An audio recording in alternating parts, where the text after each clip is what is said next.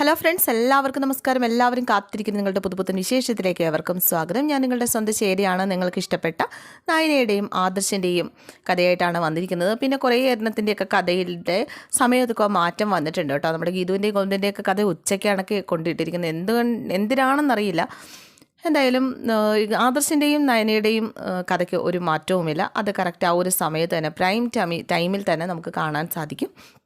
അപ്പോൾ നിങ്ങൾക്ക് ഇഷ്ടപ്പെട്ട ഈ കഥകളൊക്കെ ഞാൻ എത്തിച്ചു കൊണ്ടുമിരിക്കും. എന്തായാലും ആദർശിൻ്റെയും നയനയുടെയും ആ ഒരു കഥയിൽ ഇന്നത്തെ ദിവസം പൊങ്കാല ഇടാനുള്ളത് നമ്മുടെ നയനയാണ് എന്ന് മുത്തശ്ശി പ്രഖ്യാപിക്കുകയാണ്. പൊങ്കാല ഇനി ഈ വർഷം മുതൽ പൊങ്കാല ഇടേണ്ടത് നയനയാണെന്ന് പ്രഖ്യാപിച്ചതും ഞാനെന്താണ് ചത്തുപോയോ എന്ന രീതിയിലാണ് നമ്മുടെ ദേവയാനി പ്രതികരിക്കുന്നത്. എന്തായാലും ദേവയാനിയെ പൊരിച്ചടിക്കൊണ്ട് മുത്തശ്ശിനും അവിടെ വന്ന് ഞങ്ങളുടെ തീരുമാനം ഇതാണ് എന്നറിയിച്ചു.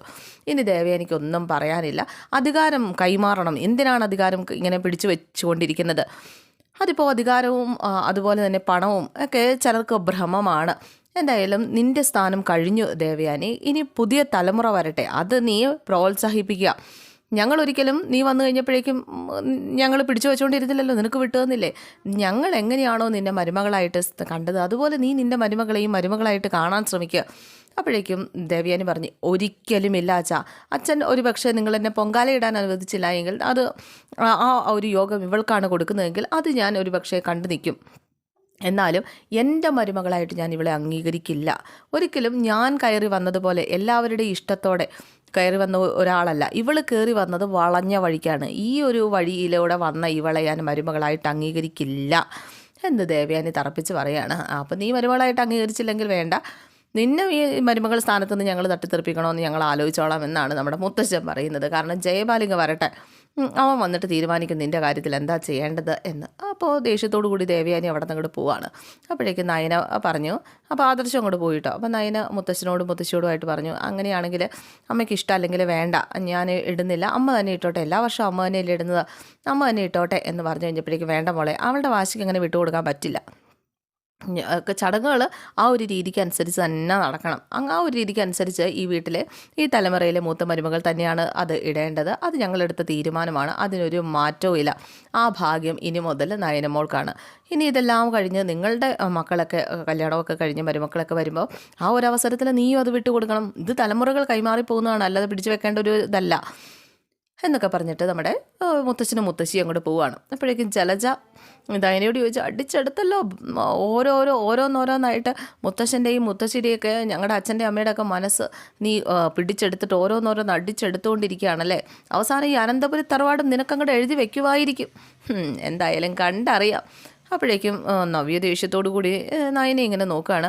എന്നാലും നാണമില്ലേടി നിനക്ക്? നിൻ്റെ അമ്മായിയമ്മ എത്ര സങ്കടപ്പെട്ടിട്ടാണ് അങ്ങോട്ടേക്ക് കയറി പോയിരിക്കുന്നത്.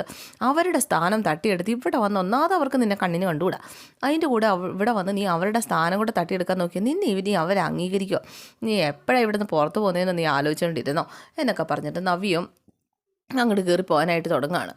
നയനെ ആകെ സങ്കടപ്പെട്ടുകൊണ്ട് എന്ത് ചെയ്തു, ദേവയാനിക്ക് അരികിലേക്ക് ചെല്ലുക. ദേവയാനിയോട് ചെന്നിട്ട് സംസാരിക്കാനായിട്ട്, ഒരിക്കലും ഞാനിത് ആഗ്രഹിച്ചല്ല, അവർ തന്നതാണ്, ഞാനിത് വേണ്ടാന്ന് പറഞ്ഞേക്കാം എന്നൊക്കെ പറയാമെന്നൊക്കെ ഓർത്തിട്ടാണ് പുള്ളിക്കാരി ദേവയാനിക്ക് അരികിലേക്ക് ചെല്ലുന്നത്.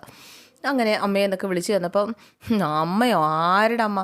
നിന്നെ ഞാൻ മരുമകളായിട്ട് അംഗീകരിക്കാത്തിടത്തോളം കാലം നീ എൻ്റെ ആരും അല്ല, എൻ്റെ മകൻ്റെ ഭാര്യയുമല്ല, നീ എൻ്റെ മരുമകളുമല്ല. നീ പിന്നെ എന്തിനാണ് എന്നെ അമ്മയെന്ന് വിളിച്ചുകൊണ്ട് ഇങ്ങോട്ടേക്ക് വരുന്നത് എന്നൊക്കെ ഇങ്ങനെ ചോദിച്ച് അവളോട് ദേഷ്യപ്പെടാണ്. അപ്പോൾ അവൾ പറഞ്ഞു, അമ്മേ ഞാനായിട്ട് ചെയ്തതല്ല, അവരിങ്ങനെ ഒരു തീരുമാനം എടുത്തു, ഞാൻ അവിടെ എതിർക്കുകയും ചെയ്തിട്ടുണ്ട്. എതിർത്തെന്നോ? ഞാൻ കണ്ടതാണല്ലോ നീ സന്തോഷത്തോടെ പുഞ്ചിരിച്ചുകൊണ്ട് ഇങ്ങനെ നിൽക്കുന്നത്.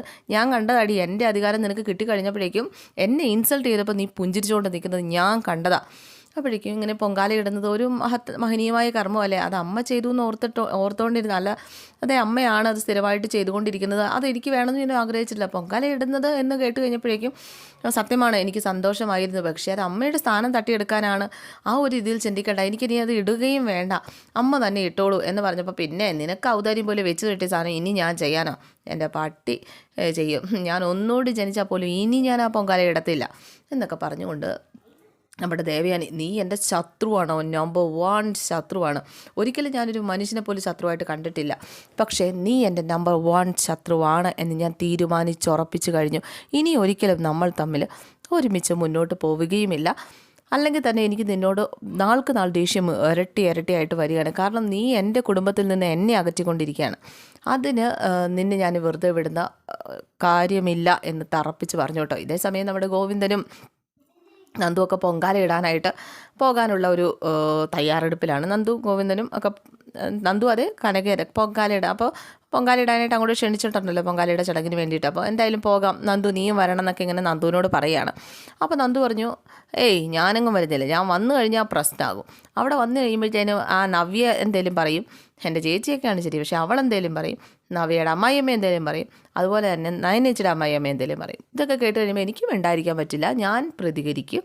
അവസാനം അവരെ ഇൻസൾട്ട് ചെയ്തു എന്ന് പറയും. എന്തിനാ അവിടെ വന്ന് ഞാനൊരു പ്രശ്നം ഉണ്ടാക്കുന്നത്, അതുകൊണ്ട് ഞാൻ വരുന്നില്ല എന്ന് പറഞ്ഞു കഴിഞ്ഞപ്പോഴേക്കും നമ്മുടെ കനക പറഞ്ഞു, നീ വരണം, വരാതൊന്നും ഇരിക്കണ്ട, നീ അവിടെ ഒന്നൊന്നും പറയാതിരുന്നാൽ മതി എന്ന് പറഞ്ഞു കഴിഞ്ഞപ്പോൾ എനിക്ക് അങ്ങനെ പറയാതിരിക്കാൻ പറ്റില്ല, എനിക്ക് തെറ്റാന്ന് കണ്ടാൽ ഞാൻ പറയും എന്ന് പറഞ്ഞപ്പോഴേക്കും പെണ്ണെ അവിടെ വന്ന് അലങ്കോലാക്കാനോ ആ ചടങ്ങ് അലങ്കോലാക്കാനോ വല്ല ശ്രമിച്ചുകൊണ്ട് മൂക്കിടിച്ച് വരത്ത് ഞാൻ ഇതാ ഞാൻ പറഞ്ഞാൽ വരുന്നില്ല എന്ന്.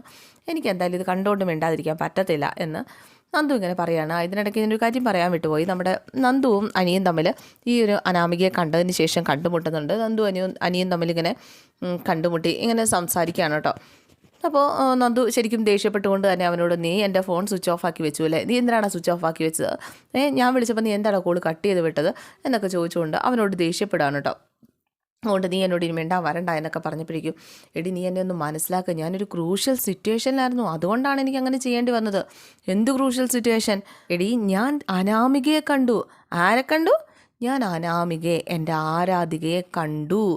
ഓഹോ, അപ്പം അവൾ കൂടെ ഉണ്ടായിരുന്നതുകൊണ്ടാണ് എൻ്റെ ഫോൺ നീ ഓഫ് ചെയ്തല്ലേ എന്ന് ചോദിച്ചു കഴിഞ്ഞപ്പോഴേക്ക്, നിന്നെ എപ്പോഴും എനിക്ക് കാണാമല്ലോ, നിന്നോട് എപ്പോഴും വേണമെങ്കിലും സംസാരിക്കാം, നിന്നോടൊരു എക്സ്ക്യൂസ് പറഞ്ഞാൽ തീരുന്നേ ഉള്ളൂ, നിന്നോട് കാര്യം പറഞ്ഞ് എനിക്ക് മനസ്സിലാക്കാം, നീ എൻ്റെ ബെസ്റ്റ് ഫ്രണ്ടല്ലേ. പക്ഷെ അവൾ അങ്ങനെയാണോ? അപ്പോൾ ആദ്യമായിട്ട് കാണുകയാണ്. അപ്പോൾ പിന്നെ ഞാൻ കുറച്ച് നേരം സംസാരിച്ചിരിക്കുന്നു, അതിൻ്റെ ഒരു ഇടയ്ക്കൊരു ഡിസ്റ്റർബൻസ് ആവണ്ടെന്ന് കരുതിയിട്ടാണ് ഞാൻ കോൾ എടുക്കാതിരുന്നത്. അപ്പം ഞാൻ നിനക്കൊരു ശല്യമായി എന്നൊക്കെ നന്ദു ഇങ്ങനെ പറഞ്ഞു കഴിഞ്ഞപ്പോഴേക്കും, നീ എനിക്ക് ശല്യമല്ല, നീ എൻ്റെ ബെസ്റ്റ് ഫ്രണ്ടാണ്, അവരെക്കാളൊക്കെ വലുത് എനിക്ക് നീ തന്നെയാണ് എന്നൊക്കെ ഇങ്ങനെ പറഞ്ഞു കഴിഞ്ഞപ്പോൾ, നീ കൂടുതലൊന്നും പറയണ്ട, നീ ഒന്നും പണയാൻ നിൽക്കണ്ട. അല്ല, നിൻ്റെ ആരാധിക എങ്ങനെയുണ്ട്? കൊള്ളാം, നല്ല സുന്ദരിയൊക്കെയാണ് ആരാധിക എന്നൊക്കെ പറഞ്ഞപ്പോൾ ഇവൻ്റെ കണ്ണുകളിൽ ഒരു തിളക്കം കണ്ടിട്ട് നന്ദി ചോദിച്ചു, ഈ പോക്ക് എങ്ങോട്ടാണെന്ന് എനിക്ക് മനസ്സിലാകുന്നുണ്ട്. അങ്ങനൊന്നുമില്ലടി, എന്തായാലും നീ എനിക്ക് എങ്ങനെയാണോ അതുപോലെ തന്നെയാണ് എനിക്കും ആ പെൺകുട്ടിയും. ഞാനൊരു ബെസ്റ്റ് ഫ്രണ്ടായിട്ട് മാത്രമേ കണ്ടിട്ടുള്ളൂ. ഓഹോ, അപ്പോൾ കുറച്ച് മുമ്പ് പറഞ്ഞു ഞാനാണ് ബെസ്റ്റ് ഫ്രണ്ടെന്ന്. അപ്പോൾ അല്ല, ബെസ്റ്റ് ഫ്രണ്ട് ഒന്നിൽ കൂടുതലാകാമല്ലോ. ഒന്നിൽ കൂടുതലായിക്കോ, വേണ്ട, ഒരെണ്ണം മതി. അവൾ ആ ബെസ്റ്റ് ഫ്രണ്ടെങ്കിൽ അങ്ങോട്ട് അവളുടെ കൂട്ടത്തിൽ അങ്ങോട്ട് പോയാൽ മതി എന്നൊക്കെ പറഞ്ഞിട്ട് നന്ദു പിണങ്ങി അവിടെ നിന്ന് അങ്ങോട്ട് പോവാട്ടോ. അയ്യോ പിണങ്ങല്ലേ നന്ദു, പിണങ്ങല്ലേ, നിന്നോടല്ലേ എനിക്കിതൊക്കെ പറയാൻ പറ്റുള്ളൂ, നീ അല്ലേ എൻ്റെ ഏക ബെസ്റ്റ് ഫ്രണ്ട്. ഞാൻ സമ്മതിച്ചു, നീ കഴിഞ്ഞിട്ടേ ഉള്ളൂ അവൾ, പോരെ എന്നൊക്കെ ചോദിച്ചപ്പോൾ അങ്ങനെ വഴിക്ക് വാ എന്നൊക്കെ പറഞ്ഞ് നന്ദു. അതൊക്കെ കഴിഞ്ഞിട്ടാണ് ഇവിടെ ഇങ്ങനെയൊക്കെ നടക്കുന്നത്. അങ്ങനെ പിറ്റേ ദിവസം പൊങ്കാലയുടെ ആ ഒരു സമയമൊക്കെ ആയിട്ട് നയന റെഡിയായിട്ടെങ്കിലും പുറത്തേക്ക് ഇറങ്ങി വരാൻ നയന മടിച്ചിങ്ങനെ നിൽക്കുകയാണ് കേട്ടോ. അപ്പോൾ ആദർശ് റെഡിയായിട്ട് ഇങ്ങനെ ഇറങ്ങി വരാൻ തുടങ്ങി കഴിഞ്ഞപ്പോഴേക്കും, നീ എന്താ വരുന്നില്ലേ എന്ന് ഇങ്ങനെ ചോദിച്ചു. അല്ല, അമ്മയ്ക്ക് താല്പര്യം ഇല്ലല്ലോ, അപ്പോൾ പിന്നെ അമ്മയ്ക്ക് ദേഷ്യമായിരിക്കില്ലേ എന്നൊക്കെ ചോദിച്ചപ്പോൾ, ഇതൊക്കെ അറിഞ്ഞിട്ടല്ലേ നീ പൊങ്കാലയിടാൻ സമ്മതിച്ചത്.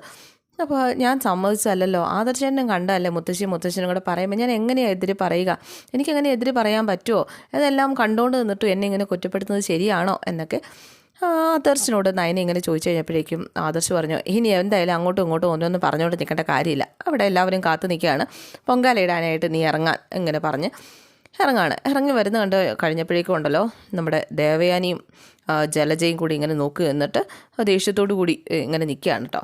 അപ്പോൾ ജലജ ദേവയാനിയെ കാണിച്ചു കൊടുത്തു ഇവിടെ ഇറങ്ങി വരുന്നത്. കണ്ടോ നോക്കി അവൾ വരുന്നുണ്ട് പൊങ്കാലയിടാനായിട്ട്. ഏട്ടത്തിയുടെ സ്ഥാനം തട്ടിയെടുത്തിട്ടാണ്. ഒരൊന്നൊന്നര പെണ്ണാണ് കേട്ടോ അവൾ. വന്നതേ അച്ഛനെയും അമ്മേനെയും കയ്യിലെടുത്തു. അവൾക്കറിയാം എവിടെ പിടിക്കണം, എവിടെ പിടിച്ചു കഴിഞ്ഞാൽ, എവിടെ കീ കൊടുത്തു കഴിഞ്ഞാൽ ഇവിടെ കാര്യങ്ങളൊക്കെ നടക്കുന്നത് അവൾക്ക് വ്യക്തമായിട്ടറിയാം. അതുകൊണ്ട് തന്നെയാണ് അവൾ ഇങ്ങനെയൊക്കെ പെരുമാറുകയും ഒക്കെ ചെയ്യുന്നത്. എന്തായാലും ഏട്ടത്തിയുടെ സ്ഥാനം തെറിച്ച് ഇനിയിപ്പോൾ എന്ത് ചെയ്യാൻ, അപ്പോൾ നീ എന്നെ കൂടുതൽ ഇരികേറ്റൊന്നും വേണ്ട എന്ന് ദേവയാനി ഇങ്ങനെ പറയുന്നുണ്ട്. എനിക്കറിയാം അവൾ എന്നെ ഇൻസൾട്ട് ചെയ്യാൻ വേണ്ടിയിട്ട് ഇങ്ങനെയൊക്കെ ചെയ്ത് കൂട്ടിയതെന്ന്. എന്തായാലും അവൾ പൊങ്കാലയിടട്ടെ, പക്ഷേ ഐശ്വര്യം നിന്ന് അവളിട്ടാൽ വരണ്ടേ, ഐശ്വര്യം ഒരിക്കലും അവൾ പൊങ്കാലയിട്ടാൽ ഉണ്ടാവില്ല എന്നൊക്കെ പറഞ്ഞ് ദേഷ്യത്തോടു കൂടി ദേവയാനി അവിടെ നിന്ന് അങ്ങോട്ട് പോവാണ്. അപ്പോഴേക്കും നമ്മുടെ അഭിയോടും നവ്യോടും കൂടി ജലജ ഇങ്ങനെ പറയാം, പോകണ പോക്ക് കണ്ടോ, കഴിഞ്ഞ വർഷം വരെ പൊങ്കാല ഇട്ടുകൊണ്ടിരുന്നതാണ്, ഇവിടത്തെ വലിയ തമ്പുരാട്ടിയായിട്ട് വാഴവള, ഇപ്പോൾ അവളുടെ സ്ഥാനം പോയപ്പോഴേ അവൾക്ക് പൊള്ളുന്നു. അപ്പോൾ ഈ ഒരു സ്ഥാനമൊന്നും ഇല്ലാതിരുന്ന് എന്നെ അവഗണിച്ചാൽ എനിക്കെന്തോരം പൊള്ളണം എന്നൊക്കെ ഇങ്ങനെ ചോദിക്കണം. അപ്പോൾ ഇതൊക്കെയാണ് നാളത്തെ വിശേഷം എല്ലാവർക്കും ഇഷ്ടമായെന്ന് വിചാരിക്കുന്നു കേട്ടോ. ഇഷ്ടപ്പെട്ടെങ്കിൽ ലൈക്ക് ചെയ്യണം, കമൻറ്റ് ചെയ്യണം. പുതിയ ആൾക്കാരൊക്കെ കാണുന്നുണ്ടെങ്കിൽ സബ്സ്ക്രൈബും ചെയ്യണം. അപ്പോൾ ലൈക്ക് ചെയ്യാൻ മറന്നു പോകരുത്. പിന്നെ നാളെ മറക്കണ്ടാത്ത ഒരു കാര്യം കൂടി ഉണ്ട് കേട്ടോ. നാളത്തെ ദിവസം പൾസ് പോളിയോ ദിനമാണ്. അപ്പോൾ 5 വയസ്സ് താഴെയുള്ള കുട്ടികളിൽ നിങ്ങളുടെ വീട്ടിലോ നിങ്ങളുടെ വീടിൻ്റെ പരിസരത്തോ ഉണ്ടെങ്കിൽ പോളിയോ എടുക്കാനായിട്ട്, പോളിയോ തുള്ളിമരുന്ന് കൊടുക്കാനായിട്ട് പറഞ്ഞു വിടണം കേട്ടോ. ആരും മറക്കരുത്. ഒരുപക്ഷെ ഞാൻ രാവിലത്തെ വീഡിയോയ്ക്കകത്ത് പറയണമെന്നൊക്കെ ഓർത്തുകൊണ്ടാണ് ഇരിക്കുന്നത്. പക്ഷേ രാവിലെ എഴുന്നേൽക്കുമ്പോൾ മറന്നു പോകുമെന്ന് അറിയാൻ പാടില്ല കേട്ടോ. കുറച്ച് ടയേർഡും ക്ഷീണമൊക്കെ ഉണ്ട്.